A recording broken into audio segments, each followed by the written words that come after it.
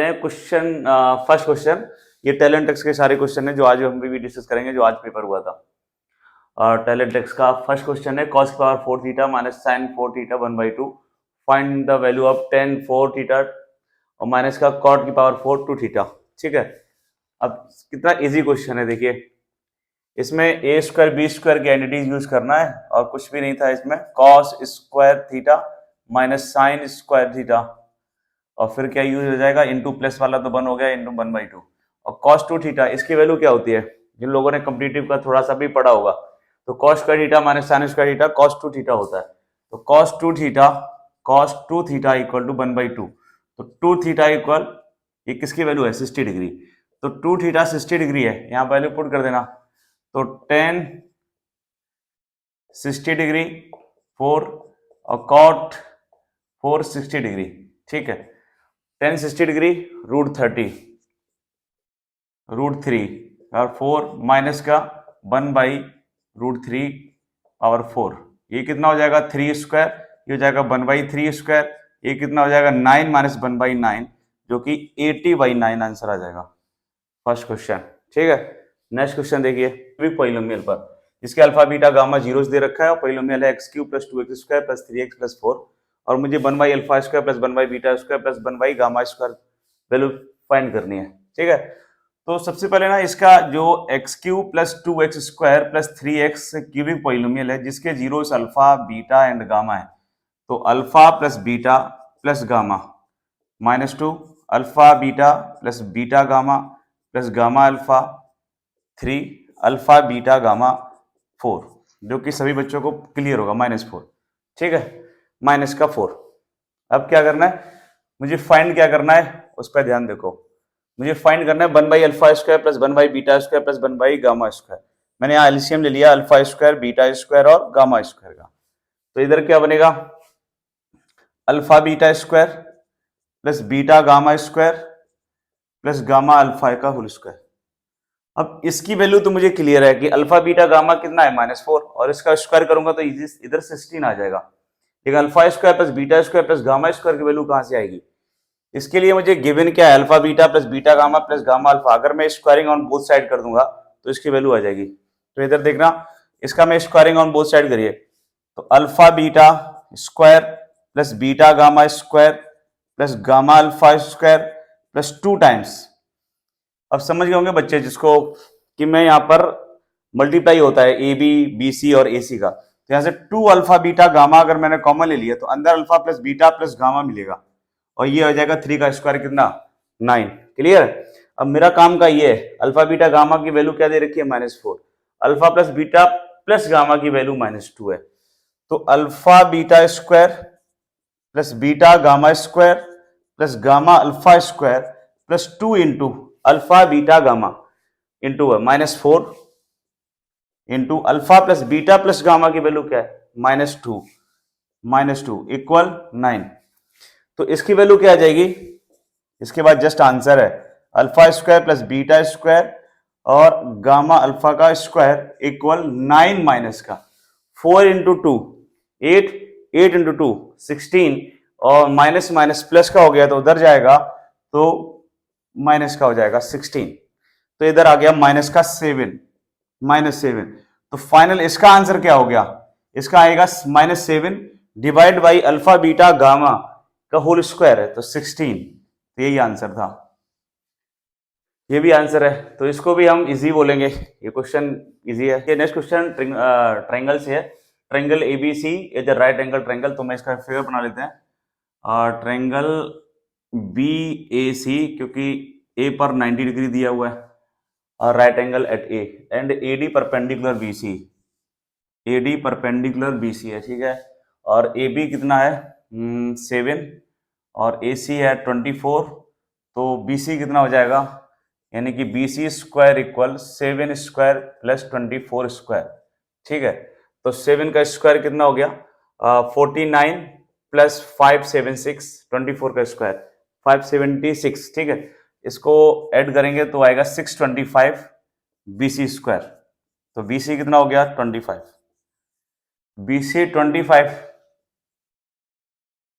25 है ना। अब हमसे पूछा क्या है, एडी और BM, M is a midpoint of BC. अच्छा ठीक है, तो एम हमारा कहीं पर भी होगा और एम मिड पॉइंट है बीसी का, तो बीएम तो आ गया। बीएम कितना आ जाएगा, बीएम हो गया 25/2, हाफ हो जाएगा क्योंकि मिड पॉइंट है एम, इस वजह से। अब एडी किस तरह से करूंगा, तो मैं ये देखो ट्रायंगल एबीसी है ना, तो इसका एरिया क्या होगा, एरिया ऑफ ट्रायंगल एबीसी, इसको मैं लिख सकता हूं 1/2 इंटू 24, या फिर मैं इस तरह से समझा दूं अभी, 1/2 into A C into A B equal, ये इक्वल किसके भी और होगा, जब मैं इधर का परपेंडिकुलर ले लूंगा तो ये इसका बेस कितना हो जाएगा, इसका बेस हो जाएगा बीसी, तो 1/2 बीसी इंटू एडी, एडी इसकी हाइट हो जाएगी, तो 1/2 से 1/2 कैंसिल हो जाएगा, और एसी कितना है 24 है, और ए बी कितना है 7 है, इक्वल बीसी कितना है पूरा, बीसी 25 और इंटू एडी, तो एडी यहां से आ जाएगा 24 इंटू 7 मल्टीप्लाई करिए तो कितना आएगा ये 168 इक्वल 25 इंटू एडी, तो एडी क्या होगा, AD equal 168 divide by 25, clear है, 168 डिवाइड बाई 25। अब हमसे पूछा क्या है एडी का रेशियो, एडी और बीएम का रेशियो, तो AD divide by BM equal, AD है 168 डिवाइड बाई 25, और इसका रेशियो मैं करूंगा तो 2 ऊपर गया तो 2 डिवाइड बाई 25, तो 168 इंटू 2 मल्टीप्लाई करिए तो कितना आ जाएगा 336 डिवाइड बाई 25 इंटू 25 कितना हो गया 625, यही आंसर है। तो इसको भी इजी बोलूंगा कि ये भी क्वेश्चन इजी है, ठीक है। नेक्स्ट क्वेश्चन देखते हैं। नेक्स्ट क्वेश्चन देखो, ये सीरीज पर क्वेश्चन है, 1 divide by 1 into 2, 2 into 3, 3 into 4 dot dot चल रहा है।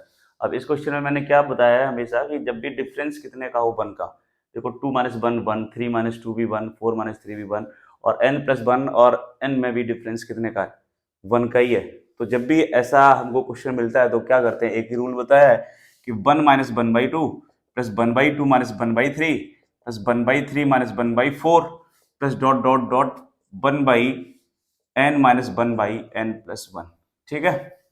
अब देखो स्टार्टिंग का सेकंड टर्म्स कैंसिल हो रहा है इससे, तो अंदर के सारे टर्म्स कैंसिल होंगे, स्टार्टिंग का सेकंड तो लास्ट का भी सेकंड टर्म, बीच के सारे टर्म कैंसिल होंगे, बचेगा क्या, एक तो ये टर्म्स बचने वाला है और एक ये, बाकी सारे टर्म्स क्या हो जाएंगे कैंसिल, तो क्या आएगा 1 - 1/n+1, और इक्वल में क्या चल रहा है 300 divide by 301, 300 divide by 301, cross multiply करिए इसका तो कितना आ जाएगा n+1 - 1 divide by n+1, 300 divide by 301, इसका आंसर दिख गया होगा, ये हो गया n+1, तो इधर हो गया 300 डिवाइड बाई 300+1, कंपेयरिंग कर लीजिए, तो कंपेयर करोगे तो n की वैल्यू कितनी आ जाएगी 300, तो n की वैल्यू ही पूछा था हमसे कि 300, इसमें फाइंड n करना था, तो n कितना आ जाएगा 300, ठीक है।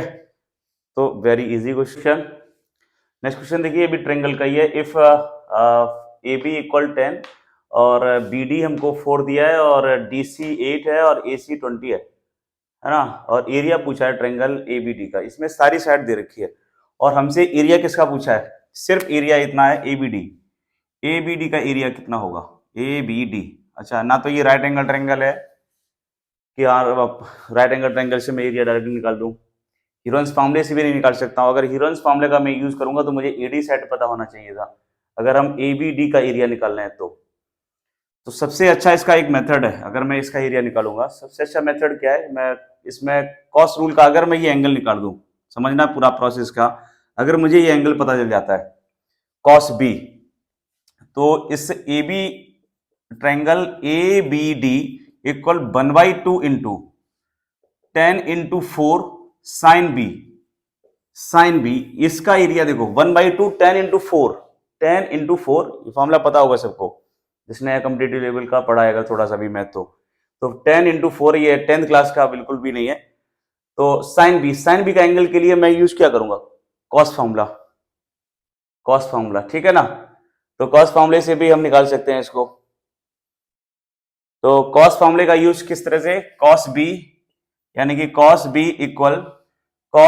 इक्वल 10 स्क्वायर प्लस 8 प्लस 4 12, तो 12 स्क्वायर माइनस का 20 square divide by 2 into 10 into 4, sorry 4 8 plus 4 12, ठीक है। तो 10 स्क्वायर कितना हो गया 100 और प्लस 144, तो 144 प्लस 100 244 हो जाएगा ये, तो ये आ गया 244 माइनस का 400 divide by 2 into 10 into 12। Clear है यहां तक? ठीक है। अब 244 को 400 से माइनस करिए तो कितना आ जाएगा माइनस का 156, तो cos b equal minus 156 divide by 2 into 10 into 12। Clear है? अब देखो ये 12 से कैंसिल हो रहा है किस टाइम, तो माइनस का 13, तो ये आ जाएगा माइनस 13 डिवाइड बाई माइनस का 13 डिवाइड बाई 10 इंटू 2 20 20, ये cos b आ गया है और cos b से sin b में जाना इजिली है। किस तरह से?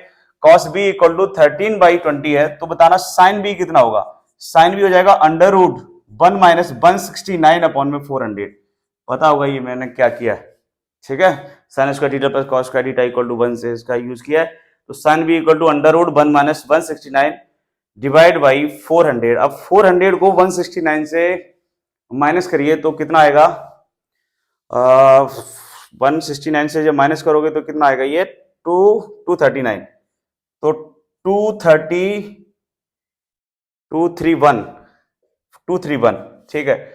और स्क्वायर रूट लेंगे 400 का, तो इधर आ गया 20, ठीक है, इधर आ जाएगा 20, तो साइन बी की वैल्यू आ गई 231 डिवाइड बाई 20। ओके, अब मैं यहां पर यूज करूंगा, मुझे एरिया चाहिए ना, तो 1/2 इंटू 10 इंटू 4 इंटू रूट में 231 डिवाइड बाई 20, 2 से ये 2, तो 10 इंटू 2 कितना हो गया 20, तो ये भी 20 कैंसिल हो जाएगा और कितना आएगा 231। इसमें टफ क्या था, सिर्फ टफ ये था इस फॉर्मूले का यूज करना और कॉस रूल आना, कॉस रूल आना चाहिए। इसको कॉस रूल आ गया तो इस फॉर्मूले का अगर ये फॉर्मूला क्लियर है तो फिर ये क्वेश्चन को निकाल सकते हो, ठीक है। नेक्स्ट क्वेश्चन देखते हैं। फिर नेक्स्ट क्वेश्चन देखिए, 3 वर्टिसेस दे रखा है पैरेललोग्राम में ABCD, जिसका A का वर्टिसेस है 5, A 6, B एंड C है 7, C।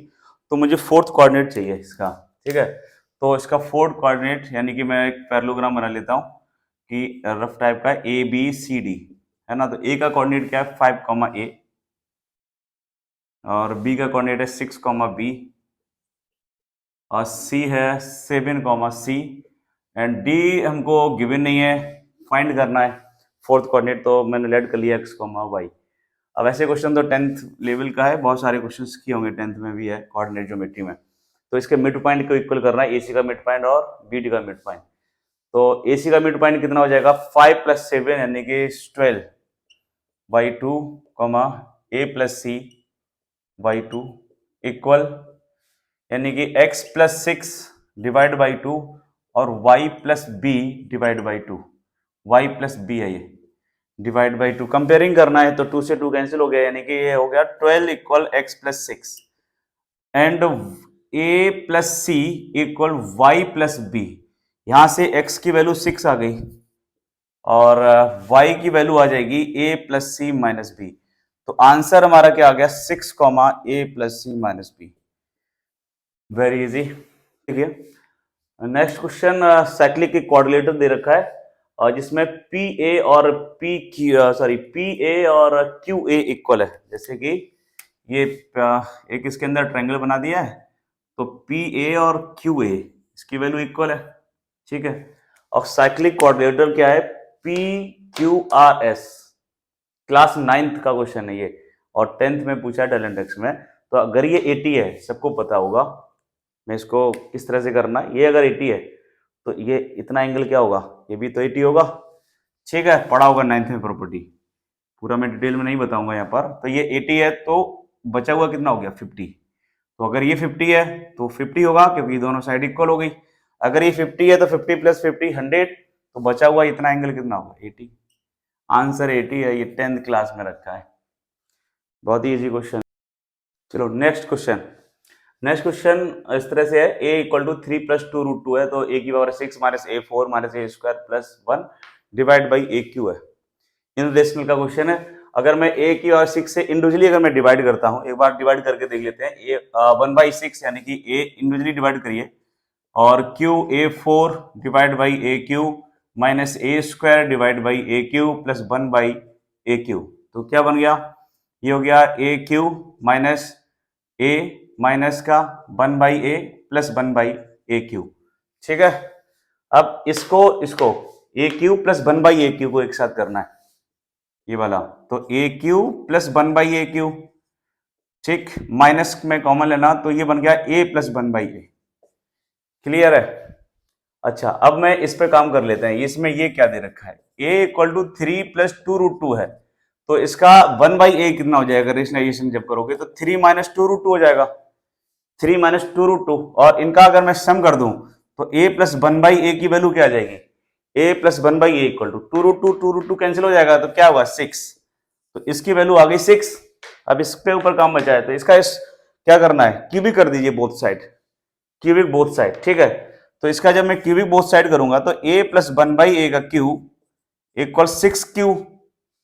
तो a, इसका formula a cube plus 1 by A cube plus 3 times a plus 1 by A equal 216। Clear है? तो a प्लस 1 बाई ए की वैल्यू कितनी है, 6 है ना। तो ये हो गया a cube plus 1 by A cube plus 3 into 6 equal 216। Okay, तो अब 6 इंटू 3 18, इसमें से माइनस कर दीजिए, तो फाइनल हमारा A Q plus 1 by A Q की वैल्यू कितनी आ जाएगी, 216 माइनस 18, 216 माइनस का 18। तो यहां पर देखो माइनस करो तो कितना आ जाएगा, और 16 और 18 माइनस करोगे तो कितना आ जाएगा, 198 आ जाएगा। हाँ, तो A Q plus 1 by A Q equal 198। Clear है? अब बताना, इसकी वैल्यू आ गई 198, इसकी वैल्यू कितनी आ गई थी 6, यहां वैल्यू पुट कर दो तो फाइनल आंसर है। तो 198 माइनस का 6, तो 192 आंसर है। तो क्या क्या ये भी टफ है? बिल्कुल इजी क्वेश्चन है ये भी। अभी तक कोई भी क्वेश्चन ऐसा नहीं जिसको मैं ये बोल दूं कि क्वेश्चन टफ था। नेक्स्ट क्वेश्चन ट्रिग्नोमेट्री पर है। Sec A tan b plus tan a sec b equal to 91, और दूसरा है sec A sec b plus tan a tan b का whole square equal to x, और find the greatest prime factor of x है। तो इस question में जरूर सोचना पड़ेगा थोड़ा सा कि हमको x की वैल्यू एक नंबर के फॉर्म में कैसे लानी है ना। जो ऑप्शन है इसके नंबर में ही है, sec A tan a plus tan a सेक ए का ये 91 दे रखा है। तो मैं क्या करता हूं कि इक्वेशन 1 और इक्वेशन 2 जो मुझे गिवन है, मैं इसका स्क्वायरिंग कर रहा हूं both side. Sec A tan b plus tan a sec b equal to 91 है। तो sec A tan b plus tan a and sec b whole square equal 91 का स्क्वायर। ठीक, 91 स्क्वायर। ओके, तो इसका स्क्वायरिंग क्या आएगा, sec square A tan square B plus tan square A sec square B plus 2 times sec A, ये सारे into में हो जाएंगे, 2 times sec A, 2 times sec A and tan B into और tan A sec B equal 91 का square कितना आएगा, multiply करिए 91 इंटू 91, तो कितना आएगा ये 8281। ठीक है, 91 का स्क्वायर। तो अब देखना, मैं इसको इसके फॉर्म में कन्वर्ट करने की कोशिश करूंगा। यहां पर क्या सेक स्क्वायर है और इधर क्या है tan स्क्वायर बी है, तो मैं इसमें चेंज कर रहा हूं। इस वाले में देखो फोकस, सेक स्क्वायर ए इंटू tan स्क्वायर को लिख सकता हूं सेक स्क्वायर बी माइनस का 1, ताकि सेक ए इसका मल्टीप्लाई जब होगा तो ये फॉर्म बन जाएगी। अच्छा, अब देखो tan a तो ऑलरेडी है, अब इतना इसका काम हो गया है। अब इधर देखना ध्यान से, tan a तो ऑलरेडी है मेरे पास। अब 10 के मल्टीप्लाई में क्या है, 10 के इधर मल्टीप्लाई में क्या है, 10 ही है, तो इसका मतलब b वाले टर्म, तो sec स्क्वायर b को भी 10 के टर्म में लिख दूंगा। अब इसको एज इट इज रखूंगा, तो 10 स्क्वायर a इंटू और sec स्क्वायर b क्या हो जाएगा 1 प्लस 10 स्क्वायर a, तो 1 प्लस 10 स्क्वायर b, और बाकी एज इट इज क्या 2 sec a और 10 b और 10 a sec b equal 8 2 8 1। Okay, अब एक बार मल्टीप्लाई और कर लीजिए, तो क्या आएगा sec square a sec square b minus sec square a, ठीक है। अच्छा, इधर 10 square a plus 10 square a और 10 square b plus 2 sec a, इसको ऐसे भी लिख सकते हैं sec a sec b और 10a 10b, है ना, मल्टीप्लाई में तो है पूरा 8 2 8 1। ओके, अब इस वाले पार्ट को और इसको भी अब मैं ओपन कर रहा हूं, इसका होल स्क्वायर इधर ही मैं रख रहा हूं, देखना sec square a sec square b plus 10 square a 10 square b plus 2 times sec a sec b और 10a एंड 10b, इसका होल स्क्वायर ओपन कर दिया। ये किसके बराबर है, x के। मैं नाम दे देता हूं कि ये हमारी इक्वेशन फर्स्ट है और ये हमारी इक्वेशन सेकंड है। तो मैं फर्स्ट में से सेकंड को माइनस कर रहा हूं। फर्स्ट में से जब सेकंड को मैं माइनस करूंगा, ये भी माइनस में, ये भी माइनस में और इधर भी माइनस है, तो ये वाला टर्म्स इससे पूरा कैंसिल होगा। 10 square a into 10 square b, 10 square a into 10 square b, ये टर्म्स पूरा कैंसिल हो जाएगा, ठीक है। ऊपर क्या बचता है, सिर्फ इस वाली इक्वेशन में माइनस का sec स्क्वायर a और क्या मिलेगा 10 स्क्वायर a इक्वल उधर क्या मिलेगा 8 2 8 1 और माइनस का x, इसकी वैल्यू क्या होगी -1, क्योंकि sec square a minus 10 square a 1 होता है, इधर है माइनस का, तो ये हो गया -1 इक्वल 8 2 8 1 माइनस x। क्लियर है, तो 1 को इधर भेज देता हूं, तो x की वैल्यू क्या आ जाएगी, यहां मैं लिख रहा हूं x आ जाएगा मेरा, या इधर ही लिख देता हूं, तो x इक्वल 8 2 8 2, ठीक, 8 2 8 2। अब इसके प्राइम फैक्टर क्या होंगे, हमको ग्रेटेस्ट प्राइम फैक्टर चाहिए, तो x की वैल्यू आ गई 8 2 8 2, तो इसके प्राइम फैक्टर क्या आएंगे, हाँ 2 से कट करो क्योंकि इवन नंबर है तो 2 से तो जाएगा ही, तो 8 2 अगर अब प्राइम फैक्टराइजेशन करता हूं 8 2 का, तो 2 से 2 4, 1 से क्या, ठीक है, तो ये आ जाएगा 2 इंटू 41 इंटू 101, तो इसका ग्रेटेस्ट प्राइम फैक्टर क्या है, तो 101, तो इसका आंसर कितना आ जाएगा, यानी कि ग्रेटेस्ट प्राइम फैक्टर इक्वल 101। तो इसमें टफ बस इतना है कि इसको ये सोचना है कि हमको 10 को मैंने चेंज किया और इधर मैंने sec को 1 प्लस 10 स्क्वायर किया, फिर इसके बाद आंसर है, ठीक है।